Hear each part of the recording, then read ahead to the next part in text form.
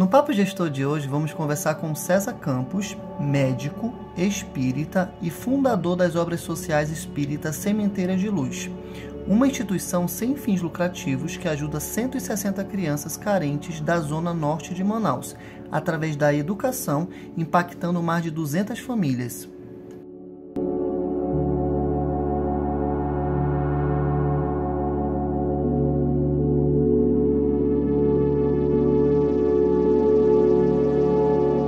Bem-vindo ao nosso quadro, César. É um prazer estarmos conversando aqui sobre uma iniciativa tão bonita e que a gente tem o privilégio de cuidar das mídias, né? A gente consegue participar de alguma forma e finalmente a gente conseguiu, né? Depois de a gente tentar fazer a nossa agenda, a gente não conseguiu fazer no ano passado, mas eu acho que Deus sempre faz tudo da melhor maneira. Então, esse ser a nossa primeira gravação de 2022 é um grande prazer, porque eu me identifico muito com a doutrina espírita e eu acho maravilhoso esse trabalho. Então, estou muito feliz de iniciar com esse vídeo agora em 2022, né? Nós já temos um que saiu, mas foi gravado ano passado. Esse é o primeiro que é de fato gravado esse ano, tá? Parabenizar, César, pela iniciativa, tá?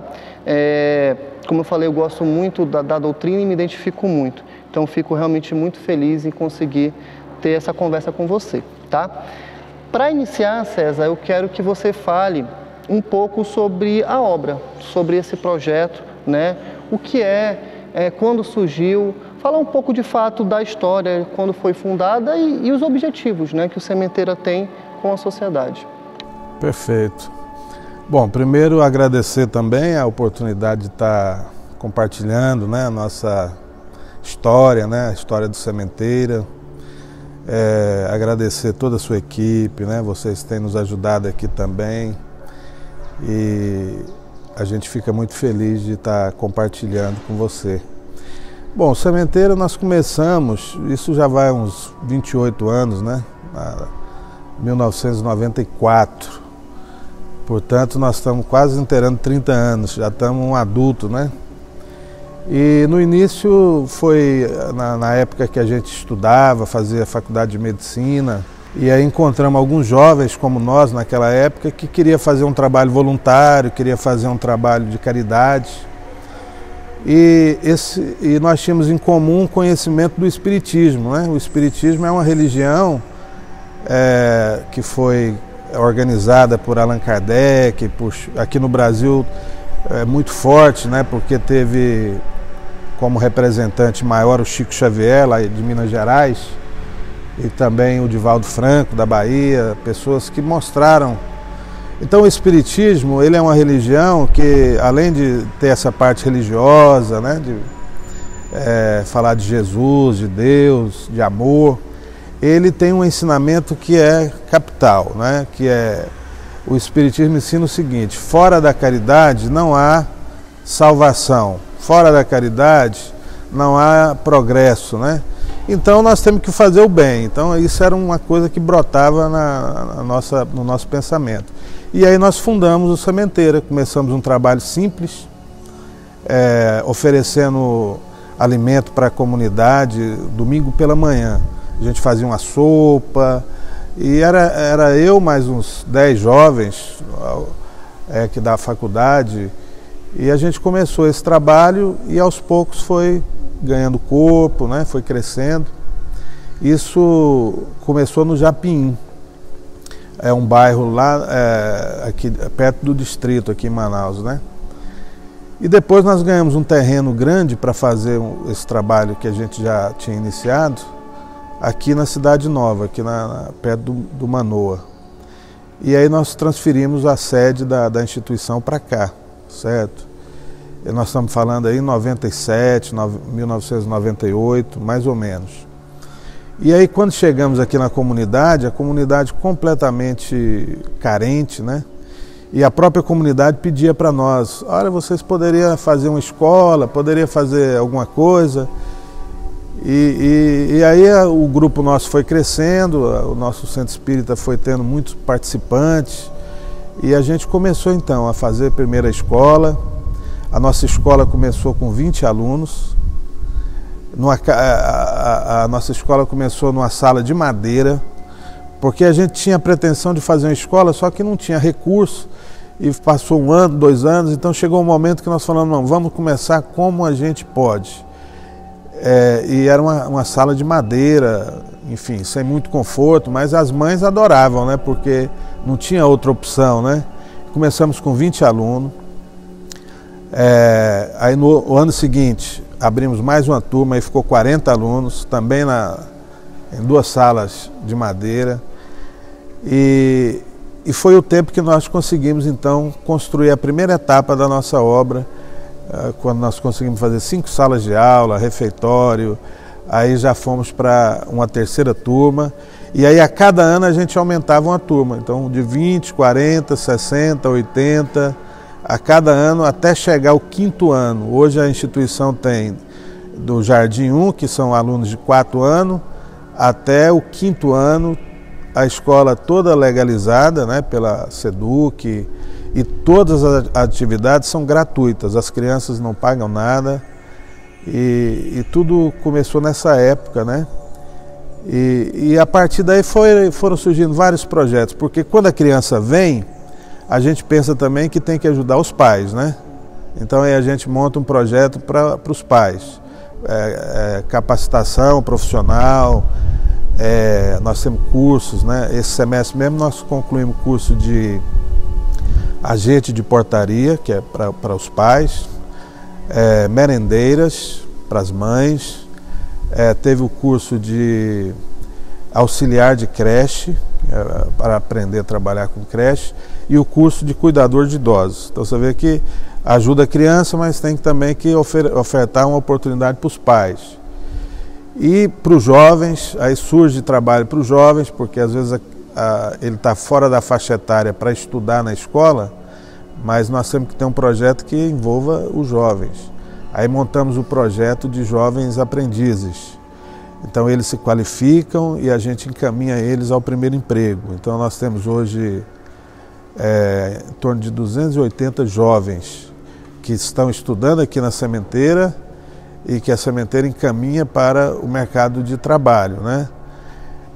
Ou seja, então daquele sonho pequeno que começou lá na época de estudante, né, no Japim, a coisa foi se avolumando e hoje nós temos uma obra que atende bastante pessoas aqui no bairro, né, muito reconhecida, e a gente só tem a agradecer a Jesus que tem dado essa oportunidade da gente fazer parte dessa equipe, né? Nós contamos com muitos voluntários, a sementeira é feita de voluntários, o Espiritismo ele trabalha com voluntários, né?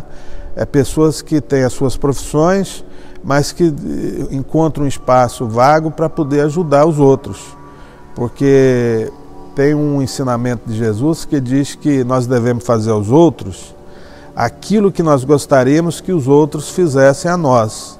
E que hoje, modernamente, isso chama-se empatia, né? Mas Jesus já falava disso, né? Ou seja, empatia é você fazer aquele cidadão algo que você gostaria que fosse igualmente feito a você. Então, aqui no cemitério tem muitos voluntários, pessoas que vêm ajudar na escola, pessoas que vêm ajudar nos cursos profissionalizantes, né?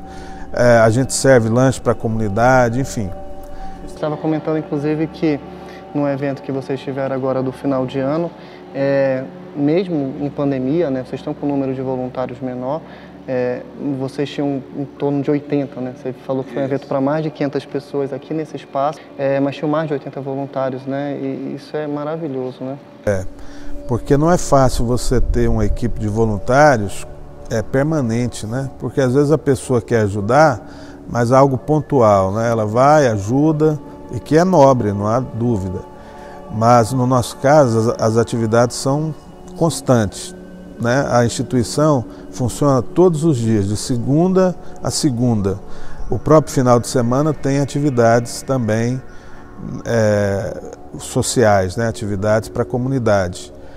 Então nós temos voluntários que estão todos os dias, quer dizer, a nossa direção, por exemplo, o presidente, vice-presidente, o secretário, todos são voluntários. Eles não são remunerados por isso, né? A única remuneração que nós temos são professores que dão aula na escola, a direção da escola. É porque é dedicação integral. Né? É porque é dedicação integral. E o recurso para pagar esses professores a gente consegue através de campanhas, de arrecadação. Ou seja, então no fim das contas, tudo gira em torno do voluntariado. E a frente maior, né, César, a educação, que eu acho que é o que de fato, né, muda qualquer ser humano, né? Quando a gente trabalha, principalmente essa educação de base. Isso aconteceu com vocês naturalmente, né? Como você falou, você veio para cá, foi essa primeira necessidade, né? Imagino eu a ausência de escolas, né, próximas, e aí vocês iniciaram com esse trabalho, que é o principal de vocês, né? Como você falou, existem vários outros, mas o principal é a educação, né? Sim. E aí tem a vantagem também do espiritismo, né? Porque o espiritismo é uma religião cristã. Então, a nossa escola, ela tem, além do conteúdo formal, né, a matemática, o português, e as aulas curriculares normais, ela tem uma vivência cristã. Não é nem aula sobre cristianismo, é uma vivência cristã. Então, nós buscamos vivenciar dentro da nossa escola os ensinos cristãos, que são, na verdade, hoje, eu até posso fazer esse paralelo sem nenhum receio, que os ensinos cristãos hoje é como se fosse a inteligência emocional, não é? Muito estudada, muito em voga, mas a inteligência emocional, ela nada mais é do que você praticar os ensinos de Jesus. Então, as crianças aqui na instituição, na escola, elas aprendem esses valores, o valor que tem de você perdoar uma pessoa. Então é um valor cristão, mas é um valor que a inteligência emocional mostra que é o melhor caminho. Então a gente ensina não só a matemática, mas ensina que nós devemos perdoar as pessoas que fizeram alguma coisa que nós, né, não gostamos.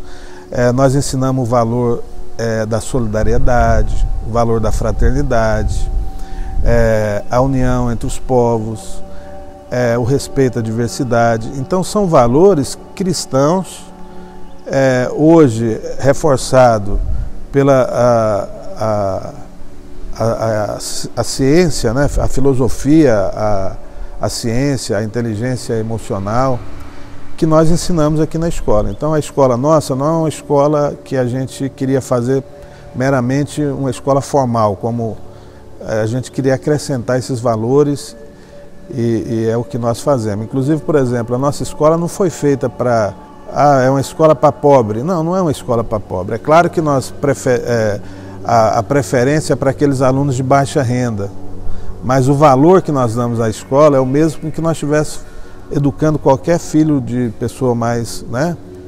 Os nossos filhos, por exemplo, estudaram na escola. Quer dizer, muitos colegas acham que os filhos de quem tem dinheiro têm que estudar na escola, né? E nós não, nós preferimos os valores que é ensinado, porque a parte intelectual ele vai naturalmente desenvolver, né? Mas hoje em dia, né, a gente tem tantas possibilidades e eu acho que são mais bonitos, porque às vezes a gente, né, não encontra, né? E a gente precisa formar pessoas melhores, né? A gente vive num mundo tão difícil, com tantos problemas, quando a gente consegue trazer esses valores. Provar que quando eu conheci o Espiritismo, foi quando eu tinha 17 anos, e de lá para cá, né, eu frequento, né, não com a regularidade que eu queria, que eu quero, que eu pretendo, mas marcou justamente por esses valores, né, pela questão desse trabalho que é sempre feito com esse foco beneficente. Eu acho isso tão... e acontece de forma tão natural, é o que eu acho mais bonito no Espiritismo. Foi o que você de fato iniciou colocando. E aí a minha segunda pergunta justamente é a seguinte, César, e se eu quiser ser um voluntário, se eu quiser participar, né? A gente vai colocar contatos aqui, né? Tanto do Instagram de vocês, vai colocar telefone, mas, né, não necessariamente aqui no Sementeira, né? Por conta da região que se localiza, eu moro em outra região, Zona Leste, Zona Sul em outra região. Como eu consigo fazer parte de um projeto como um voluntário? Eu acho que são duas frentes, né? Se você já conhece o Espiritismo, é uma pessoa que já participou de um centro espírita, que já estudou sobre a nossa religião, Manaus, nós temos aproximadamente 52 casas espíritas, né? Casas religiosas, ligadas à Federação Espírita aqui do nosso estado, né? Então, na maioria dos bairros deve ter um centro espírita, né? Se você tem alguma dúvida, pode fazer contato com a Federação Espírita Amazonense, que ela tem todos os endereços em todos os lugares, né? Aqui no Sementeira, fica próximo aqui ao Vitelo, né? Que é a Cidade Nova. Aqueles que quiserem participar conosco dos estudos, da religião, são muito bem-vindos. Nós temos reunião terça à noite, sábado à noite, sábado pela manhã. Então você nos procure e aí a gente vai enturmando, vai te explicando e você vai vendo um horário que adequa melhor. Elas estão acontecendo nesse momento da pandemia, inclusive? Estão acontecendo. As terça e as de sábado estão acontecendo? Estão acontecendo, claro que reduzido, nós estamos fazendo só uma vibração, né, uma oração, mas não deixamos de fazer as atividades. E assim que passar essa fase mais aguda agora da pandemia, a gente retorna o presencial normal. Então, eu acredito que final de fevereiro a gente já pode estar iniciando plenamente, né, as atividades. E aquele que não é espírita, que ele quer ser só um voluntário, ele é católico, ele é evangélico, ele é de outra religião, mas ele quer ser um voluntário. Ele pode também ser voluntário, ele não precisa ser espírita para nos ajudar. Ele pode procurar a instituição de segunda a sexta, todos os dias ele pode procurar a secretaria da escola, que nós temos atividades que ele pode ajudar. Ele pode nos ajudar numa pequena reforma, numa pintura, ele pode nos ajudar numa merenda, numa festividade, por exemplo, festinha de Natal, de Dia da Criança, às vezes a gente precisa de um brinquedo. Então tem muitas formas da pessoa se voluntariar. Basta ela nos procurar, a gente conversa e orienta da melhor forma. E eu vou além, César. E se eu quero montar um projeto social como esse, né? Você falou um pouco no começo, até na nossa conversa anterior que nós tivemos, um pouco da história, né? De como tudo começou. Que dica você dá? Que caminho você acha que essa pessoa precisa seguir para iniciar um projeto tão bonito como esse? Eu acho assim, se você é um idealista, né, a pessoa tem que ter ideais, né, você pode iniciar esse projeto sim, não é? As coisas sempre começam pequenas, né, a gente nunca consegue, e aos poucos ela vai ganhando um formato que na verdade está até planejado já, eu acredito, espiritualmente falando. Então deve observar bem o seguinte, um projeto desse você precisa de equipe. Então você que quer começar um projeto, montar uma obra social, atender algum setor vulnerável da sociedade, você busque falar a sua ideia para outras pessoas, né? Conversar, montar uma equipe com aqueles ideais, estabelece um dia para você estudar o assunto com aquelas pessoas, cria esse grupo de afinidade, né? E a partir daí você começa a primeira atividade. Então começa simples. Vamos imaginar que você queira tirar os meninos que moram na rua.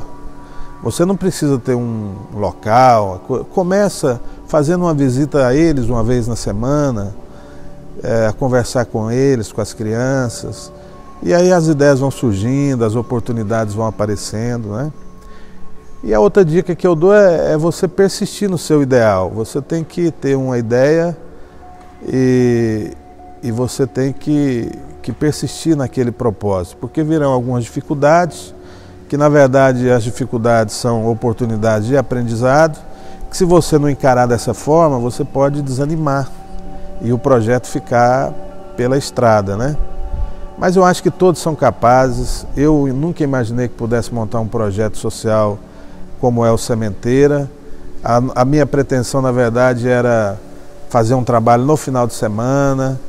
Então Deus vai abrindo as portas, vai abrindo os caminhos, e quando você pensa que não, você já está inserido num trabalho, né, maior, e pelo menos foi o que aconteceu aqui conosco, né?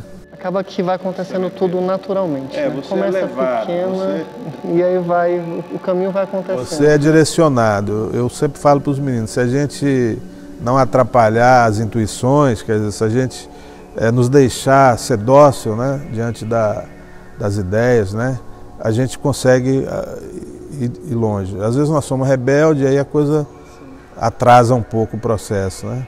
E como conciliar? Justamente a próxima pergunta é essa, César. Como conciliar? Ser médico é uma profissão que a gente sabe que exige muito, tem sua vida pessoal, claro, e tem esse projeto, né? Eu sei que você mora próximo dele, inclusive. Como é que você consegue conciliar a sua vida pessoal, profissional com o projeto? Na verdade, nós fizemos o seguinte, nós, quando começamos a sementeira,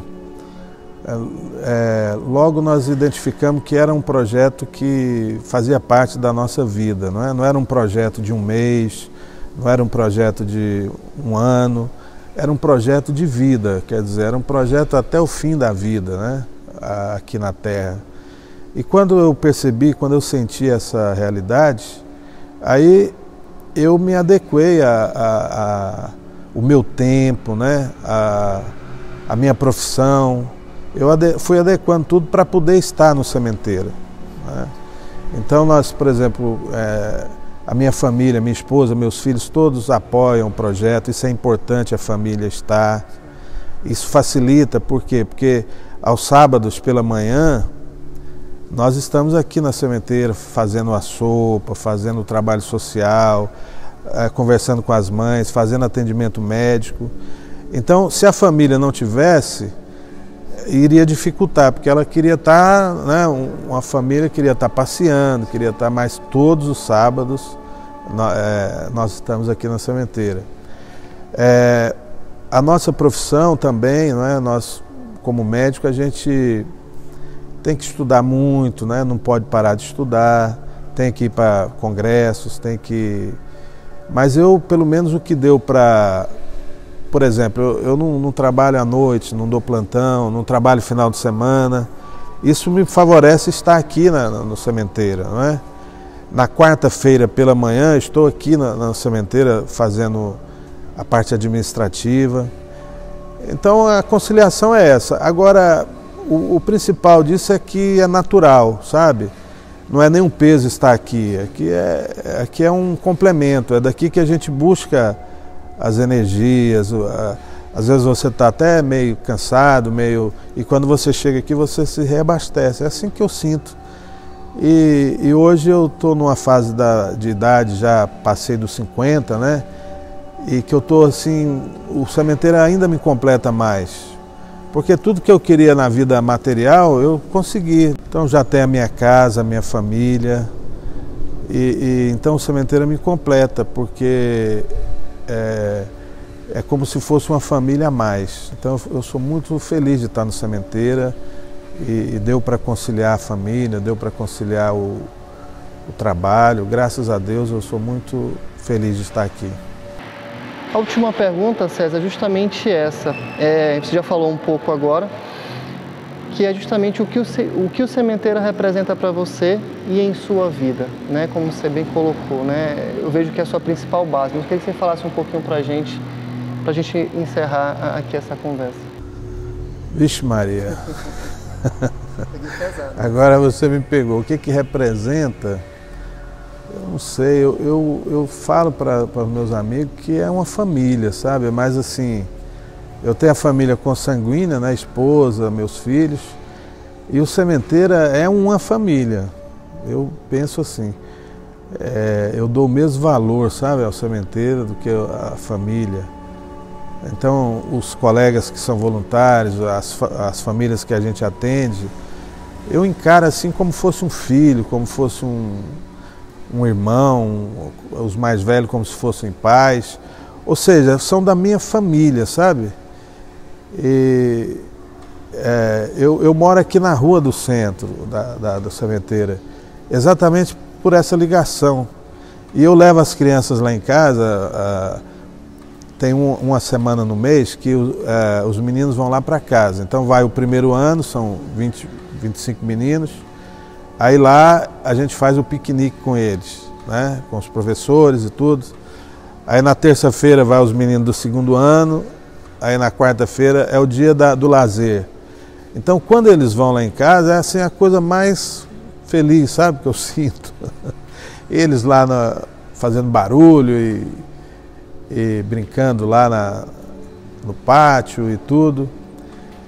Então, Sementeira para mim é tudo. Eu não vejo a minha vida longe do Sementeira. Eu já falei com você, né, antes da gente começar, que eu tive oportunidades assim de mudar de cidade, né, de ir para outros estados, questão profissional, ter mais lucros, né? Mas eu optei por ficar aqui e ficar não só em Manaus, né, mas morar ao lado do Sementeira, que é para mim não desanimar, para mim seguir até o final da minha vida aqui no Sementeira. Eu acho que é isso, o Sementeira para mim é isso aí, é a mesma coisa da minha casa. Eu considero aqui tudo como se fosse da minha família, entendeu? César, eu normalmente me arrepio muito, né? Gosto muito de conversar, mas é uma energia diferente, né? Uma energia boa. Eu quero só agradecer ao seu tempo, né? Eu espero que a gente consiga passar essa mensagem, que outras pessoas se identifiquem e consigam desenvolver trabalhos como esse. Tá bom? Muito, muito, muito obrigado. E o Papo de Exu vai ficando por aqui. Quem gostou, curta, comentem, compartilhem e até o próximo episódio.